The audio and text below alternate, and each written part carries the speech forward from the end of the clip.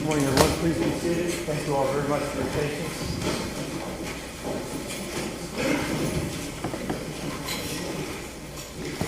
Good morning to all of you. For the record, State of Ohio versus Tracie Hunter, case number B1400110. This matter is on the docket today solely for the execution of the sentence imposed by my predecessor, Judge Deters, on December 5th, 2014, for a jury conviction against Ms. Hunter on count 6 of the indictment, having an unlawful interest in a public contract, a felony of the 4th degree. A judgment entry imposing that sentence is signed by Judge Deters and is part of the record.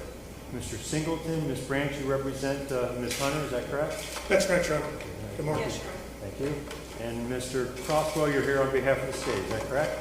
I am, Your Honor. All right, thank you. Thank you all for being here. I will point out, as most people here know, this is not a sentencing hearing. It is not a resentencing hearing. The sentence has already been imposed by Judge Deters on December 5th, 2014. My job is solely to follow the law, abide by the rule of law, and execute the imposed sentence. But before we get to that, there are two things. First of all, I have in my hand a letter, which I've not shared with counsel because obviously everything needs to be on the record. It was hand-delivered to me moments ago from the Hamilton County Prosecutor, Joe Deters. I will read it for the record. Dear Honorable Patrick Dinkelacker, you and I have known each other professionally and personally for almost 40 years. Today you are going to impose the sentence Judge Deters gave former Judge Tracie Hunter after she was indicted by a grand jury, convicted by a petit jury, and upheld by every court in Ohio. It was also reviewed by the Federal District Court and the Sixth Circuit Court of Appeals and upheld. She has not once shown remorse. She has been incredibly disrespectful to you and to the justice system. She has in the face the fact that my office removed itself in any way from her prosecution, blamed us for her plight. That being said, I believe she has some type of mental condition that has created this scenario. Although we are not the prosecutors in this particular case, I ask as a friend of the court to consider an evaluation of her prior to imposing Judge Deters' sentence. I have nothing but the greatest respect for you as a judge, and more importantly as a person. I know in my heart that you will do what you believe is just. I've known you too long to believe otherwise. But she has basically lost everything professionally. A review of her stability to serve jail time hurts no one and may in some way aid in your decision to impose the sentence signed by Joseph T. Deters. Any comment on that, Mr. Crosswell, first of all, sir? Your Honor, I would endorse those comments. Okay. Thank you, sir. Mr. Singleton? Oh, yes, I want to be heard on this. Okay. Judge, I can't believe that Joe Deters would ask for her to be evaluated. In the letter, there's reference to her not showing remorse. Here's why there's not remorse. First of all, Mr. Singleton, with all due respect, I'll certainly give you a chance to say anything you'd like. I'm just talking about whether or not you believe this is something appropriate for me to do. No, Okay. absolutely not. I appreciate that. Absolutely not. And if I could just say more, I'd like to. The reason I say absolutely not is, first of all, both Jennifer Branch and I have worked very closely with Judge Hunter. There is no issue whatsoever, not in the slightest, about her not being competent or understanding what's going on. Absolutely nothing. She has been very helpful to us as we have litigated her case up to the Ohio Supreme Court and in federal habeas. So that's number one. Number two, with regard to the issue in Prosecutor Deters' letter about remorse, the reason why there's not remorse is because she didn't violate this statute. I know that there's a conviction. I understand what the courts have said about it. But under the plain language of this statute, she is not guilty of securing the authorization of employment, period. And we plan to file a motion to dismiss. I would ask the court not to impose sentence today, to give us a chance to do that. I would ask alternatively that the court not impose or execute the sentence today, because we are still on appeal of the habeas denial in federal court. And we would ask the court to stay execution of sentence until we finally resolve that issue.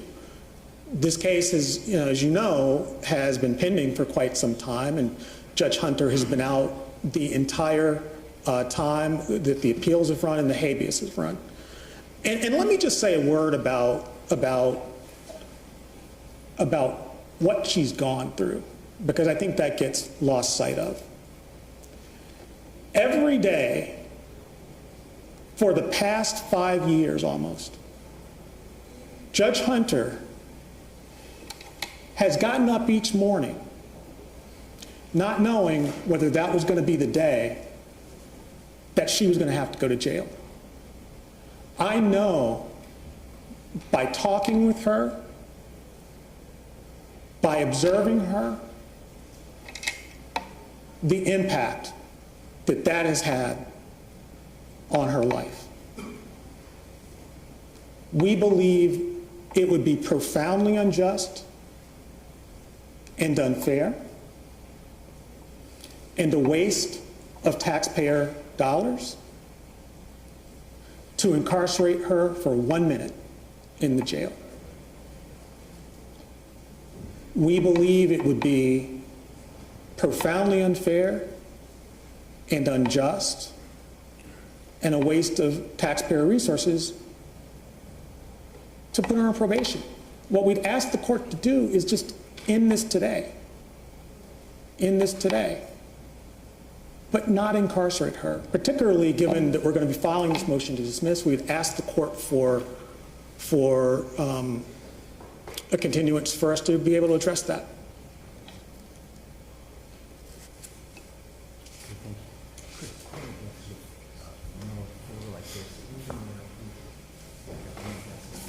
Thank you, Your Honor. Thank you, Mr. Singleton. Your Honor, if I might. I'm sorry, Ms. Croswell.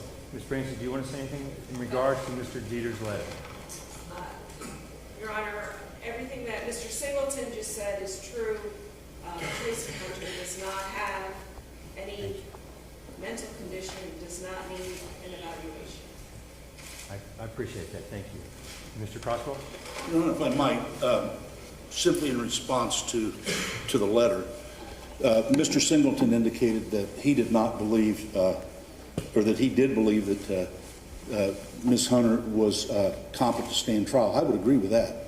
I don't believe that Mr. Deters' letter is speaking to the issue of whether she was competent to stand trial or whether she was legally insane for purpose of the trial. No one has raised that issue, and it's not even been considered.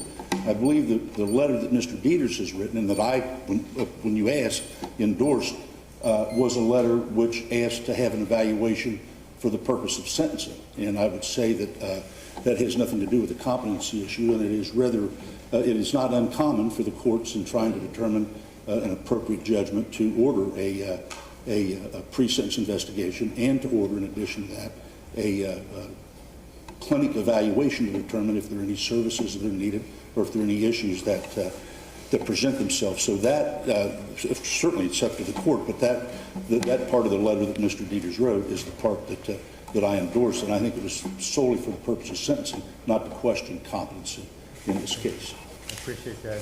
And since the defense counsel has indicated that they do not wish for me to proceed in that manner, I will certainly not do that. I do appreciate the concerns Mr. Deters has extended, but that is something that we're not going to proceed with. The other thing I do need to do before we get to the other aspect of this case is I thought about this for a long time. And on behalf of the justice system, preservation of the independence of the judiciary in the spirit of transparency and to comply with the dictates of Ohio Code of Judicial Conduct, I'm going to state the following. In no way, shape, or form is this to be held in any way against Ms. Hunter, but I want to point out for the last several weeks, I have received at my home at my home, not here in the courthouse, at my home. 45 postcards from people, some of them signed, a few, some of them with return addresses, a few, but most of them anonymous. So when my wife got the mail, she looks at them, of course. She becomes concerned. I'm not going to read them all, obviously, but again, in complying with what I think is law, and so no other judge should go through what I've gone through with these Facebook postings by certain people and whatever, okay? I'm just going to put a couple of these on the record. 7 of them start off with, I am a registered voter, okay? What is that supposed to mean? Well, whatever. I'm a registered voter, and I believe all charges should be dropped against Judge Tracie Hunter. I'm a registered voter who stands and support Judge Tracie Hunter. Drop all charges against Ms. Hunter and exonerate her now. Dear Judge Dinkelacker, please exonerate Judge Hunter of the charge she was falsely accused of. I'm a registered voter in Hamilton County. Judge Dinkelacker, exonerate Judge Hunter now. Drop all charges, restore her good name. I am a taxpayer and a registered voter. I'm a registered voter. Please let Tracie Hunter. She is innocent of all charges. As a concerned citizen and a registered voter, I urge you to exonerate Judge Tracie Hunter now. I'm a registered voter in Ohio, and I'm asking that you release Tracie Hunter of all charges. Exonerate Judge Tracie Hunter now. Judge Dinkelacker, Judge Tracie Hunter needs to be exonerated now. Do not delay. Cincinnati needs her to be restored right away. Hello, Judge Dinkelacker. I'm asking you to exonerate the Honorable Tracie Hunter from all charges at this time. If you're not able to see that she has suffered enough, I don't understand the reasoning for the time that this issue has taken. You are crucify her for making laws fair for all. Exonerate Honorable Judge Tracie Hunter. Free Judge Tracie Hunter. Would you like to be the judge that goes down in history trying to destroy someone who is doing the right thing, who is elected to serve public, especially juvenile court? Exonerate now. In the midst of this turmoil due to the injustice towards Judge Hunter, it is hoped that you who are so determined to jail her to exonerate this lady. The city is going to change according to the jail outcome. Dear sir, I do not know your religious preference, but just as the good Lord gave you a favor and spared your life as well as keeping you from incarceration when you killed that African-American woman on Central Parkway, thank you very much, please do something with Judge Hunter. You are a fraud. Thank you for your time. Hamilton County taxpayer. Judge Dinkelacker, we demand you drop the charges of Judge Tracie Hunter. Do it now. Exonerate Judge Tracie Hunter now.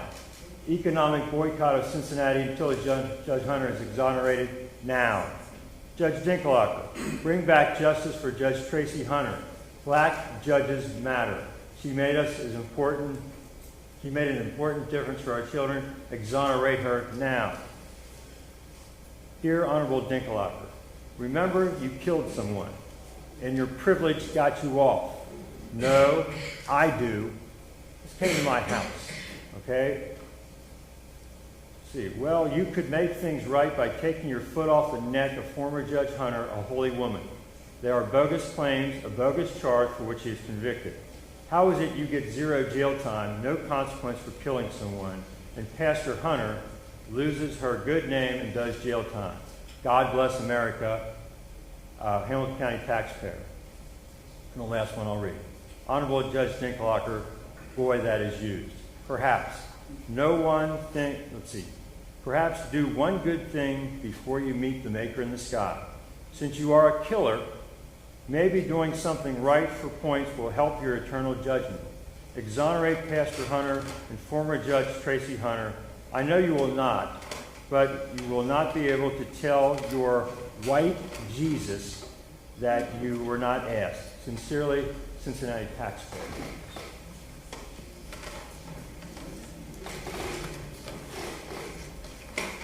Your Honor, could I just be heard very, very briefly No. on that? Having said that, I now refer to Rule 2.4 of the Ohio Code of Judicial Conduct, external influences on judicial conduct. A judge shall not be swayed by public clamor or fear of criticism.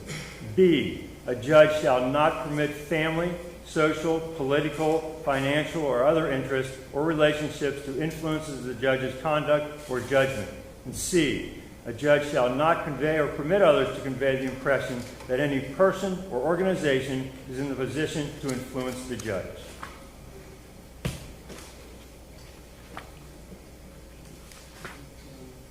Having said that, I say to the organizer that did that, and obviously it's organized because these will be made public record.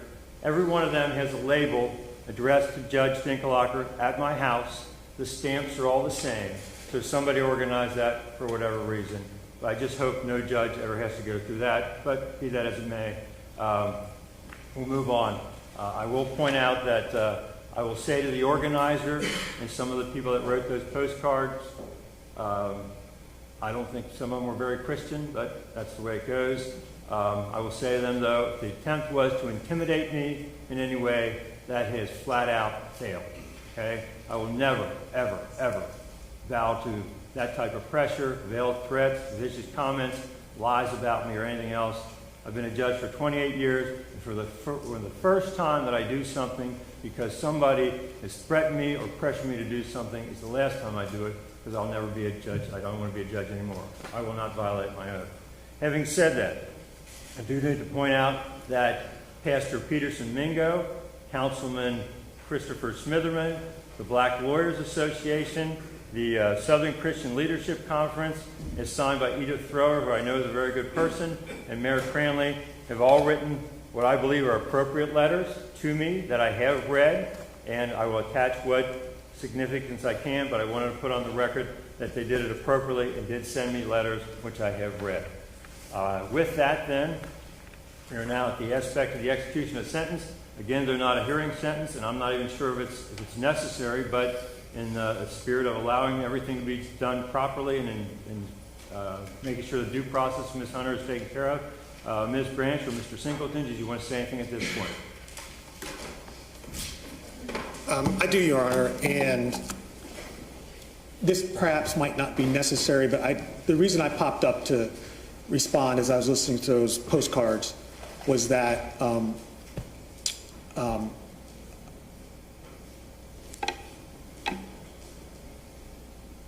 I'm sorry that you had that happen at your home. It's fine. It's fine. Tracie Hunter did not send those postcards, and I think when you said the organizer of it, you probably made the point I was going to make, which is that this case has been followed. It's generated a lot of passion and interest in the community, and Judge Hunter can't control what other people do. And I just wanted to say that, and I'm really sorry about the impact that's had on you. I don't want to repeat too much of what I said before, but let me say this on execution of sentence. We've asked for the time to file our motion to dismiss or to stay, which we would hope you would do. If you're not going to do that, then what we're asking you to do is not send her to jail and not put her on probation. Yes, this sentence was imposed by Judge Nadel, and you said earlier that your job today is to follow the law and execute the sentence. But that sentence is not just. Our belief, and we'll continue to litigate this, and I realize that you're not in a position to agree with us on any of this, is that the conviction is unjust. But 6 months in the jail for a felony for someone who has never been in trouble before, and someone who has been a positive and is still a positive impact, has a positive impact on our community, that's not just. And I would ask you, Judge Dinkelacker, to rise above, and not to suggest that you're not rising above, but I know some folks have personally said things in those postcards that offended you.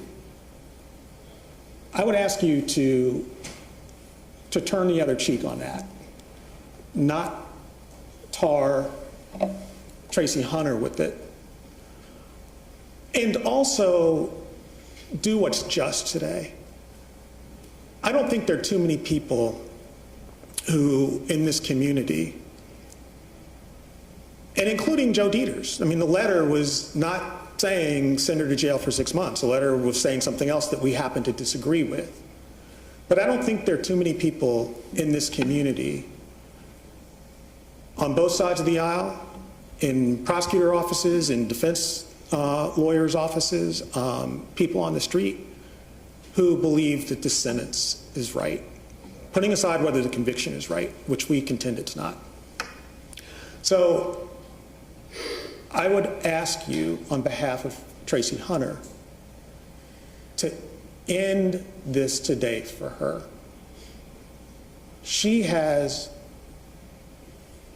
had, as a result of this case, she's lost everything almost. There's something that's important that she has held on to, but she's lost a lot. She lost her job as a judge, her law license, her ability to earn an income. She's lost peace of mind. As I said, not knowing when that day was going to come that she'd have to go to jail. That's a lot for one person to have on her shoulders. She's held on, though, to her character. And she has continued to serve the community through her pastoring, her church, ministering to her flock. She has an elderly mother who needs her. I would ask you to take that into consideration as you think about what is just here today. And so my request to you, Judge Dinkelacker, is not to execute the sentence that was imposed.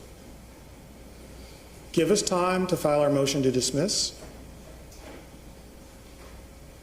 But in any event, please don't add to Tracie Hunter's burden, the burden that she's carried for these past 5 years.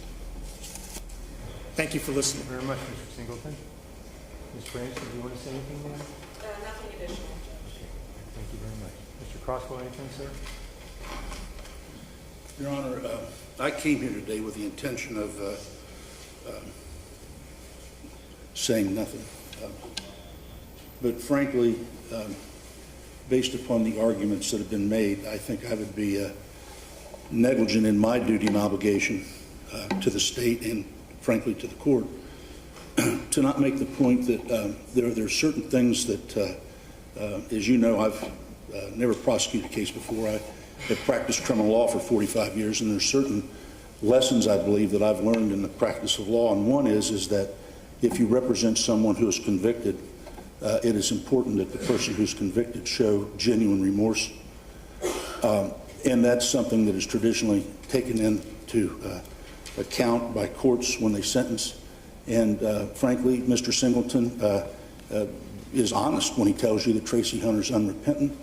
She has no remorse for anything that has occurred here.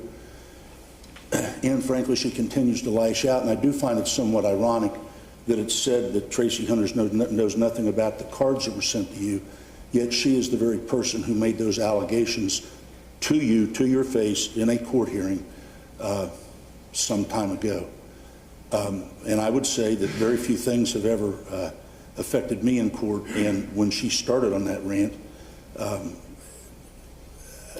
I cannot describe what I felt, not only about the inappropriateness of it, the brazen disregard for respect and authority, but the frankly what I thought was malicious and vicious allegations to make against you or against any judge, and especially under the circumstances of the event that she wants to continue to rehash. Your Honor, it's ironic also that when Mr. Deters wrote the letter asking you to at least order a mental health evaluation, and I endorsed it. I said, well, that's fine with me. It's somewhat ironic that the person who said that they did not want the mental health evaluation was Tracie Hunter herself. Now, anyone who has been in the system or around the system understands that when Mr. Deters presumably is asking for a mental health evaluation, it arguably would be to see if there is some type of way for Tracie Hunter to avoid a jail sentence if there is a mental health issue. Yet she is the one who stands here before you today and says that she doesn't want that either. In other words, what she wants is to control the facts. What she wants to do is write the law, and what she wants to do is play by her own set of rules right up until today. I mean, right up until this very moment. And that's the very attitude and the very conduct that put her in the predicament that she's in, and frankly has caused all this pain to her and caused all this turmoil to the community. That said, the case, correctly as has been said, has been tried. A jury has convicted her. It's been through the First District Court of Appeals. It's been through the Federal District Court, and the convictions have been affirmed at all times. She stands convicted. There is a sentence which was imposed by Judge Nadel, and I think it's time to impose a sentence. Mr. Crosswell. Mr. Singleton, Ms. Branch, if Ms. Hunter would like to say something, obviously she's more than welcome to say something at this point. It's up to you all.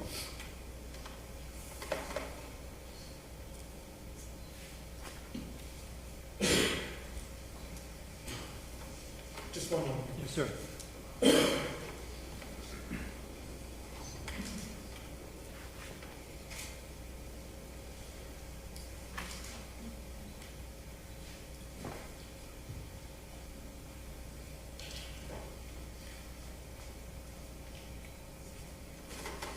Nothing further. All right, thank you. I intend in performing my duties as a judge and to assure complete and full due process has been afforded to Ms. Hunter, as it is to every defendant in this courtroom. I have reviewed the entire file, including the federal aspect and the pertinent law, and just a real quick review so there's a full understanding of where we are and how we got here. This obviously was an investigation of things that allegedly were done improperly by Ms. Hunter in juvenile court. A special prosecutor was appointed by the Common Pleas Court. They did an investigation. Matters were submitted to the grand jury. The grand jury returned a multi-count indictment. There was a jury trial conducted by Judge Nadel. 12 jurors, 12 peers of Ms. Hunter, found her guilty of one count of having an unlawful interest in a public contract, which was signed by all 12 jurors. The sentence was imposed by Judge Nadel on December 5th, 2014. He imposed that sentence, Judge Nadel ordered Ms. Hunter to come to the Justice Center on the 29th of December 2014 to begin the sentence. That was stayed by our First District Court of Appeals. On January 15, 2016, in a 3-0 decision, the First District Court of Appeals affirmed the trial court, found that Ms. Hunter had received a fair trial. The Ohio Supreme Court, in an entry dated May 18, 2016, and I quote, declines to accept jurisdiction pursuant to Supreme Court Practice Rule 7.08b4. In other words, there was not enough there for the Ohio Supreme Court to even review the case. They didn't take it in. They lifted their stay. They said, go ahead, court, proceed with the execution of the sentence. The defendant then appealed, filed a habeas corpus in the federal court. Judge Black then stayed the execution of the sentence. After that, federal magistrate Judge Cranley reviewed the case. On May 9, 2017, she submitted a report and recommendation to Judge Black recommending that Hunter's petition for writ of habeas corpus be denied with prejudice. The defendant objected to that report, and on May 29, 2019, 2 years later, Judge Timothy S. Black, the United States District Judge, issued a decision. I think it is appropriate at this point to just, I've read it, just share for the record a couple of things. On page 2, and I quote, early in these proceedings, Hunter's attorney stated, quote, regardless of whether this federal court ultimately agrees with Judge Hunter on the merits of her claims, this case presents an opportunity for the federal court to restore lost confidence in the justice system by giving Judge Hunter a fair opportunity to be heard in federal court, a venue that the community trusts as being above local politics before she is put in jail. Judge Black then says this federal court now discharges that duty with this decision.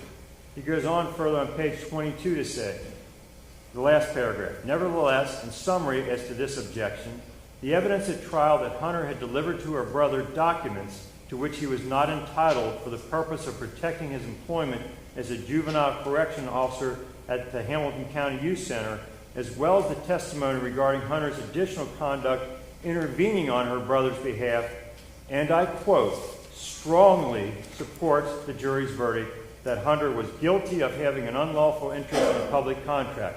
That's the federal judge saying this. The federal judge goes on further to say this strong evidence, I quote, strong evidence supporting the jury's verdict on count 6 undermines petitioner's claim that the verdict was a result of the inflammatory and prejudicial effect of remarks made by the special prosecutor during closing argument.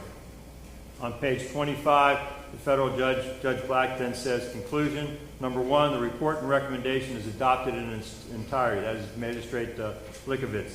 Number 2, petitioner's objections and respondent's objections are overruled.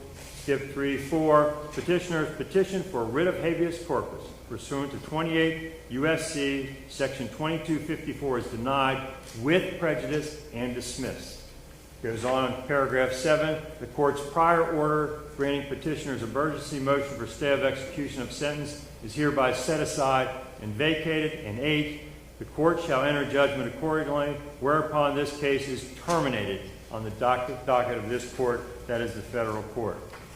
After that, because she's represented by very, very good lawyers, the lawyers then went to the Sixth Circuit Court of Appeals, where they filed for a writ of habeas corpus. I'll just read part of on the last page in their order, which was dated July 18, 2019, and I quote, Hunter has not demonstrated she is likely to succeed on the merits of her claim that she was denied a constitutionally fair trial as a result of the improper remarks by the prosecutor.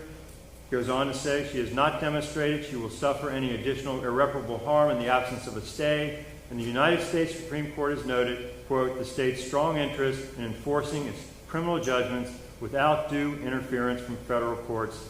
The interest of the state and the public in the finality and enforcement of judgments supports the denial of stay pending appeal. Accordingly, the motion for stay pending appeal is denied. That's by the Sixth Circuit Court of Appeals.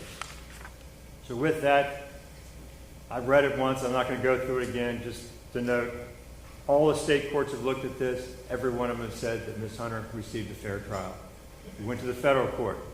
You can shake your head if you like. The federal courts also said she received a fair trial all the way up to the Sixth Circuit Court of Appeals. The only thing left is the Supreme Court, and I doubt that they're going to take it in. They all did their duty, and now it's my turn. To follow my oath, uphold the rule of law. In this case, the law certainly permits it. Judge, I believe justice. I'm sorry. I'm sorry to interrupt. Just one second.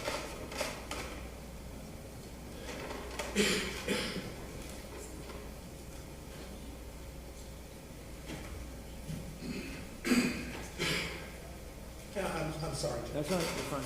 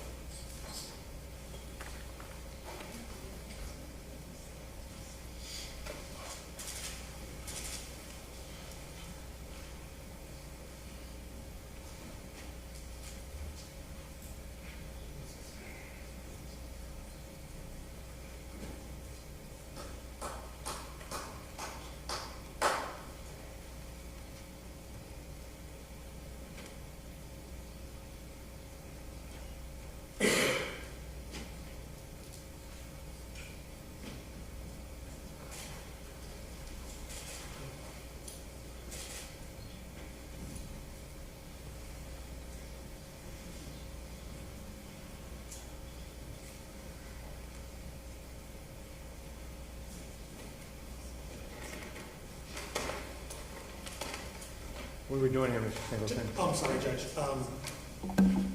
Tracie I Hunter. gave her an opportunity to speak, and that was turned down. It's not being offered now. Please have a seat. So you're denying my right as a defendant to address the court? Ma'am, please have a seat. I just want to make sure. Thank you. Thank you, ma'am. So the record should reflect again, you were offered an opportunity to speak, and you turned that down.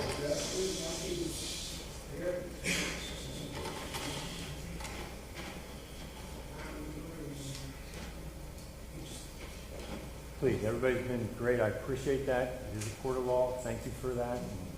And, as you all heard, she was offered an opportunity and turned that down. So, with that, in this case, I believe the law permits the execution of the sentence, and I believe, I know justice gets thrown around a lot, but I think justice demands in this particular case.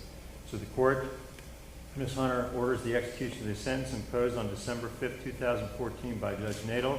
That is as follows: 1 year community control, that's non-reporting. Since you will be on community control, I will advise you, as I'm required to by law, that if you violate any of the conditions of the community control, come back in front of me. I will sentence you to 18 months, the Ohio Department of Corrections. It is a felony of the 4th degree. The conditions of the community control are real simple, as indicated in the judgment entry by Judge Deters. Number 1, you pay the cost of these proceedings. Number 2, you are to do not violate any laws. Number 3, you are to do 6 months in the Hamilton County Justice Center, credit 1 day. Mr. or Ms. Deputy can take her away.